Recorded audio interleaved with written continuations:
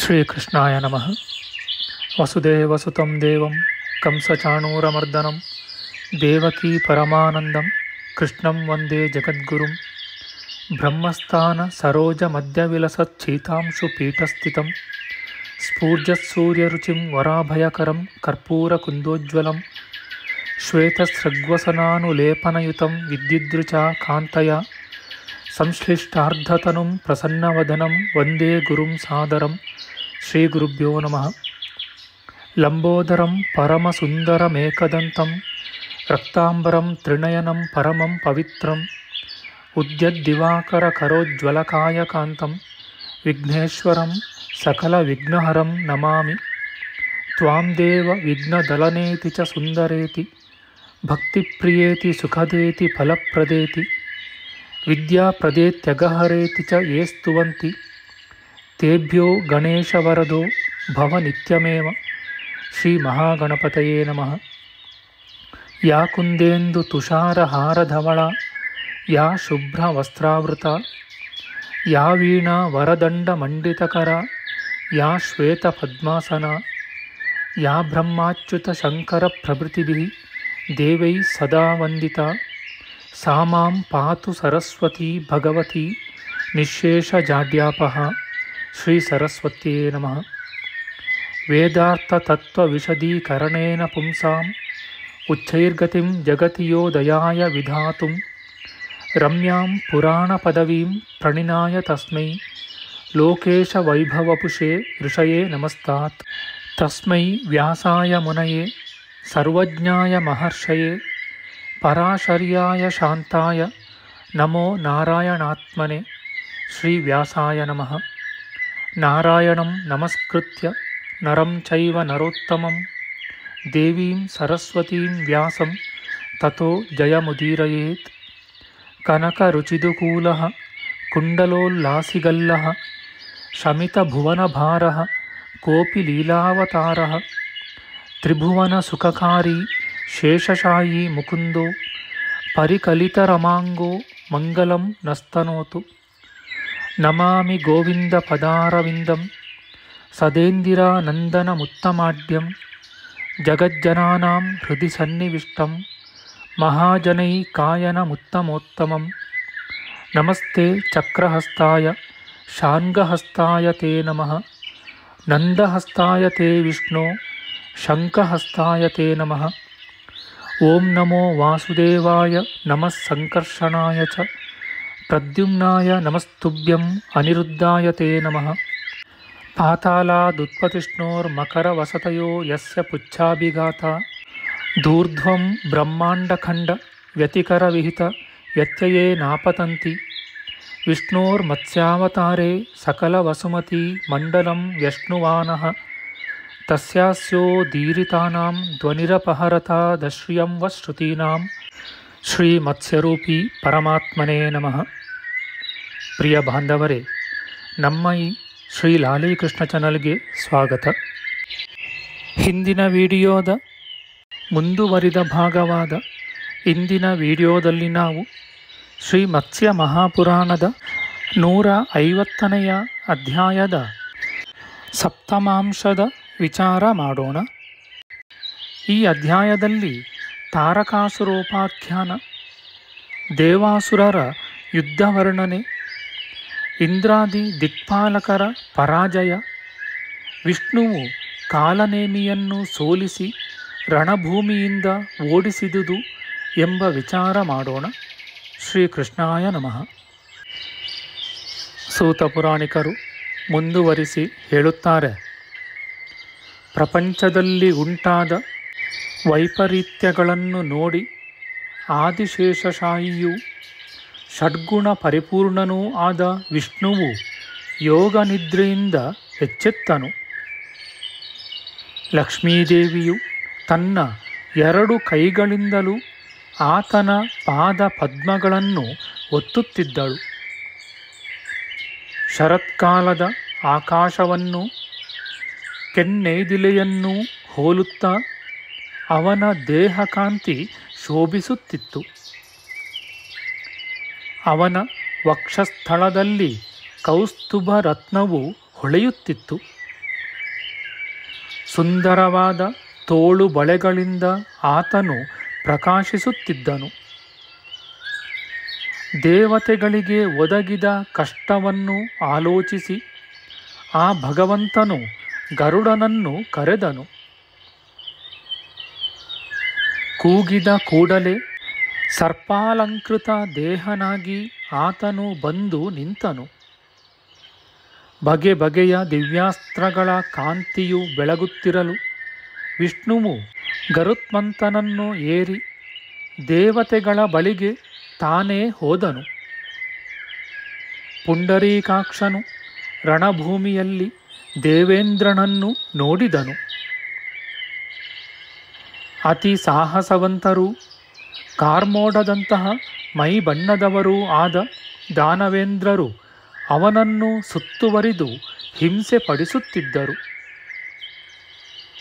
ಪುಣ್ಯಕ್ಷೇತ್ರದಲ್ಲಿ ಆಚರಿಸಿದ ಪುಣ್ಯಕರ್ಮವು ವಂಶಾನುಗತವಾಗಿ ಬಂದು ಭಯಂಕರವಾದ ವಿಪತ್ತುಗಳಿಂದ ಪುರುಷನನ್ನು ಕಾಪಾಡುವುದಕ್ಕಾಗಿ ಸಮಯದಲ್ಲಿ ಒದಗುವಂತೆ ದೈತ್ಯ ಪೀಡಿತರಾದ ದೇವತೆಗಳನ್ನು ರಕ್ಷಿಸುವುದಕ್ಕಾಗಿ ಮಹಾವಿಷ್ಣುವು ಬಂದನು. ಉದಯ ಪರ್ವತದ ಮೇಲೆ ಉಷ್ಣ ಕಿರಣದಿಂದ ಕೂಡಿ ಹೊಳೆಯುತ್ತಿರುವ ಸೂರ್ಯನಂತೆ ಆಕಾಶದಲ್ಲಿ ಕಾಂತಿ ಮಂಡಲವೊಂದು ಬೆಳಗುತ್ತಿದ್ದುದನ್ನು ದೈತ್ಯರು ನೋಡಿದರು. ಆ ತೇಜಸ್ಸಿನ ಪ್ರಭಾವವೇನೆಂದು ತಿಳಿಯಲು ಅವರಿಗೆ ಅಪೇಕ್ಷೆಯಾಯಿತು.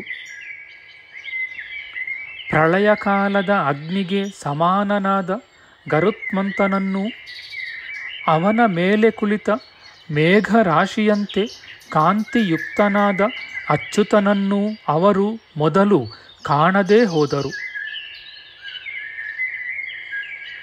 ಬಳಿಕ ರಾಕ್ಷಸೇಶ್ವರರು ಅವನನ್ನು ಕಂಡು ಸಂತೋಷದಿಂದ ತುಂಬಿ ಹೋದರು. ಇವನೇ ದೇವತೆಗಳೆಲ್ಲರ ಮುಖಂಡ. ಇವನನ್ನು ಸೋಲಿಸಿದರೆ ದೇವತೆಗಳು ಸೋತಂತೆಯೇ ಸರಿ. ಶತ್ರುನಾಶಕನಾದ ಈ ಕೇಶವನು ದೈತ್ಯರನ್ನೆಲ್ಲ ಸಂಹಾರ ಮಾಡತಕ್ಕವನು. ಇವನನ್ನು ಆಶ್ರಯಿಸಿಕೊಂಡು ದೇವತೆಗಳು ಲೋಕಗಳಲ್ಲಿ ಯಜ್ಞ ಭಾಗಗಳನ್ನು ಪಡೆಯುತ್ತಿರುವರು. ಹೀಗೆ ಹೇಳಿ ದಾನವರೆಲ್ಲರೂ ಸುತ್ತಲೂ ಮುತ್ತಿದರು. ಯುದ್ಧಕ್ಕೆ ಬರುತ್ತಿರುವ ಆತನನ್ನು ಕಾಲನೇಮಿ ಮೊದಲಾದ 10 ಜನ ಮಹಾಬಲರು ಬಗೆ ಬಗೆಯ ಅಸ್ತ್ರಗಳಿಂದ ಹೊಡೆದರು. ಕಾಲನೇಮಿಯು 60 ಬಾಣಗಳಿಂದಲೂ, ನಿಮಿಯು 100 ಬಾಣಗಳಿಂದಲೂ, ಮಥನನು 80ರಿಂದಲೂ, ಜಂಭಕನು 70ರಿಂದಲೂ ಮತ್ತು ಶುಂಭನು 10 ಬಾಣಗಳಿಂದಲೂ ವಿಷ್ಣುವನ್ನು ನೋಯಿಸಿದರು. ಉಳಿದ ದೈತ್ಯ ಪ್ರಮುಖರೆಲ್ಲರೂ ಒಬ್ಬೊಬ್ಬರೂ 10 ಬಾಣಗಳಿಂದ ಗರುಡ ಸಮೇತನಾದ ವಿಷ್ಣುವನ್ನು ಪ್ರಯತ್ನದಿಂದ ಪ್ರಹರಿಸಿದರು. ದಾನವಾಂತಕನಾದ ವಿಷ್ಣು ಅವರ ಕಾರ್ಯವನ್ನು ಸೈರಿಸಲಾರದೆ ಒಬ್ಬೊಬ್ಬ ದಾನವನನ್ನು 6 ಬಾಣಗಳಿಂದ ಗುರಿ ತಪ್ಪದಂತೆ ಪ್ರಹರಿಸಿದನು. ಮತ್ತೆ ಕಾಲನೇಮಿಯು ಕೋಪದಿಂದ ಕಣ್ಣುಗಳು ಕೆಂಪಾಗಿರಲು 3 ಬಾಣಗಳನ್ನು ಕಿವಿಯವರೆಗೆ ಸೆಳೆದು ವಿಷ್ಣುವಿನ ಎದೆಗೆ ನಾಟಿಕೊಳ್ಳುವಂತೆ ಬಿಟ್ಟನು. ಪುಟ ಹಾಕಿದ ಚಿನ್ನದಿಂದ ಅಲಂಕೃತವಾದ ಆ ಬಾಣಗಳು ಅವನ ಎದೆಯಲ್ಲಿ ಕೌಸ್ತುಭ ರತ್ನದ ಹೊಳೆಹೊಳೆವ ಕಿರಣಗಳಂತೆ ಪ್ರಕಾಶಿಸಿದವು. ಆ ಬಾಣಗಳಿಂದ ಸ್ವಲ್ಪ ಆಯಾಸಪಟ್ಟವನಾಗಿ ವಿಷ್ಣುವು ಮುದ್ಗರಾಯುಧವನ್ನು ಎತ್ತಿಕೊಂಡು ಚೆನ್ನಾಗಿ ತಿರುಗಿಸಿ ವೇಗವಾಗಿ ದಾನವನ ಮೇಲೆ ಅದನ್ನು ಬಿಟ್ಟನು. ದಾನವೇಂದ್ರನಾದ ಕಾಲನೇಮಿಯು ಕ್ರುದ್ಧನಾಗಿ ತನ್ನ ಬಳಿಗೆ ಬರುವುದಕ್ಕಿಂತ ಮೊದಲೇ ಆ ಶಸ್ತ್ರವನ್ನು ಆಕಾಶದಲ್ಲಿ 100 ಬಾಣಗಳಿಂದ ಎಳ್ಳಿನಂತೆ ಚೂರು ಚೂರಾಗಿ ಕತ್ತರಿಸಿ ತನ್ನ ಕೈ ಚಟುವಟಿಕೆಯನ್ನು ತೋರಿಸಿದನು. ಬಳಿಕ ವಿಷ್ಣುವು ಬಹಳ ಸಿಟ್ಟಾಗಿ ಭಯಂಕರವಾದ ಪ್ರಾಸಾಯುಧವನ್ನು ಎತ್ತಿಕೊಂಡು ಅದರಿಂದ ದೈತ್ಯನ ಹೃದಯವನ್ನು ಬಲವಾಗಿ ಹೊಡೆದನು. ಮಹಾಸುರನಾದ ಕಾಲನೇಮಿಗೆ ಕ್ರಮವಾಗಿ ಎಚ್ಚರಿಕೆ ಬಂದಿತು. ಅವನು ಅಗ್ರಭಾಗವು ತೀಕ್ಷ್ಣವಾಗಿ ಚಿನ್ನದ ಗಂಟೆಗಳಿಂದ ಅಟ್ಟಹಾಸ ಮಾಡುತ್ತಿರುವ ಶಕ್ತಿಯನ್ನು ಹಿಡಿದುಕೊಂಡನು. ದೈತ್ಯನು ಅದರಿಂದ ವಿಷ್ಣುವಿನ ಎಡದ ತೋಳನ್ನು ಇರಿದನು. ಶಕ್ತ್ಯಾಯುಧದ ಪೆಟ್ಟಿನಿಂದ ಗಾಯ ಹೊಂದಿ ರಕ್ತ ಸುರಿಯುತ್ತಿದ್ದ ಆ ಬಾಹುವು ಪದ್ಮರಾಗ ರತ್ನದಿಂದ ಮಾಡಿದ ತೋಳು ಬಳೆಯಿಂದ ಅಲಂಕೃತವಾದಂತೆ ಕಂಡಿತು.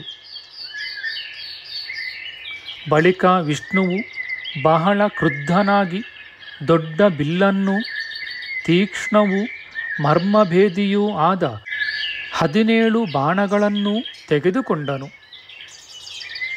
ಅವುಗಳಲ್ಲಿ ದೈತ್ಯನ ಹೃದಯವನ್ನು 6 ಬಾಣಗಳಿಂದಲೂ ಮರಳಿ 3 ಬಾಣಗಳಿಂದಲೂ ಇರಿದನು. 4 ಬಾಣಗಳಿಂದ ಸಾರಥಿಯನ್ನು, 1 ಬಾಣದಿಂದ ಧ್ವಜವನ್ನು, 2ರಿಂದ ಬಿಲ್ಲು ಹೆದೆಗಳನ್ನು, ಇನ್ನೊಂದರಿಂದ ಎಡದ ತೋಳನ್ನು ಪ್ರಹರಿಸಿದನು. ವಿಷ್ಣುವಿನ ಬಾಣಗಳಿಂದ ಎದೆಯ ಮೇಲೆ ಬಲವಾಗಿ ಪೆಟ್ಟು ಬಿದ್ದು ಗಾಯವಾಗಲು ರಕ್ತವು ಸುರಿಯತೊಡಗಿತು. ಕಾಲನೇಮಿಯ ಮನಸ್ಸು ಬಹಳ ಬಾಧೆಗೆ ಒಳಗಾಯಿತು. ಗಾಳಿಗೆ ಅಲುಗಾಡುವ ಮುತ್ತುಗದ ಮರದಂತೆ ಅವನು ನಡುಗುತ್ತಿದ್ದನು.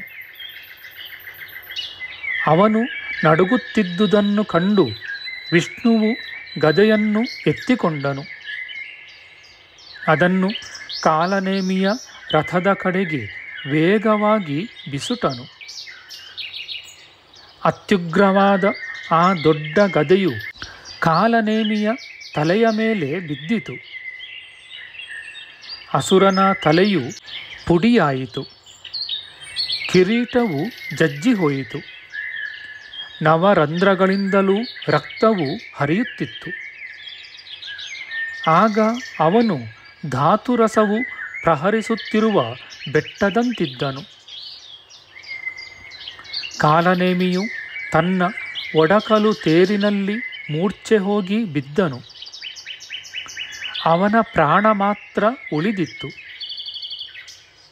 ಚಕ್ರಧಾರಿಯೂ ಶತ್ರುನಾಶಕನೂ ಆದ ವಿಷ್ಣುವು ರಥದಲ್ಲಿ ಬಿದ್ದಿದ್ದ ಆ ದಾನವನಿಗೆ ಮುಗುಳು ನಗೆಯೊಡನೆ ಇಂತೆಂದನು: ಎಲೈ ಅಸುರನೇ, ಹೋಗು, ಈಗ ನಿನ್ನನ್ನು ಬಿಟ್ಟಿದ್ದೇನೆ. ನಿರ್ಭಯವಾಗಿ ಬದುಕು. ಸ್ವಲ್ಪ ಕಾಲಾನಂತರ ನಾನೇ ನಿನ್ನನ್ನು ಸಂಹರಿಸುವೆನು. ವಿಷ್ಣುವಿನ ಈ ಮಾತನ್ನು ಕೇಳಿ ಕಾಲನೇಮಿಯ ಸಾರಥಿಯು ರಥವನ್ನು ದೂರವಾಗಿ ತೆಗೆದುಕೊಂಡು ಹೋದನು. ಇತಿ ಶ್ರೀ ಮಾತ್ಸ್ಯೆ ಮಹಾಪುರಾಣೆ ದೇವಾಸುರ ಸಂಗ್ರಾಮೆ ಕಾಲನೇಮಿ ಪರಾಜಯೋ ನಾಮ 50-ಶತತಮೋಧ್ಯಾಯ. ಶ್ರೀಕೃಷ್ಣಾರ್ಪಣಮಸ್ತು. ನಮ್ಮ ಮುಂದಿನ ವಿಡಿಯೋದಲ್ಲಿ ನಾವು ಶ್ರೀ ಮತ್ಸ್ಯ ಮಹಾಪುರಾಣದ 151ನೆಯ ಅಧ್ಯಾಯವಾದ ತಾರಕಾಸುರೋಪಾಖ್ಯಾನ, ಗ್ರಸನನಿಗೂ ವಿಷ್ಣುವಿಗೂ ನಡೆದ ಯುದ್ಧ, ಸುದರ್ಶನ ಚಕ್ರದಿಂದ ಗ್ರಸನನ ಮರಣದ ವಿಚಾರ ಮಾಡೋಣ.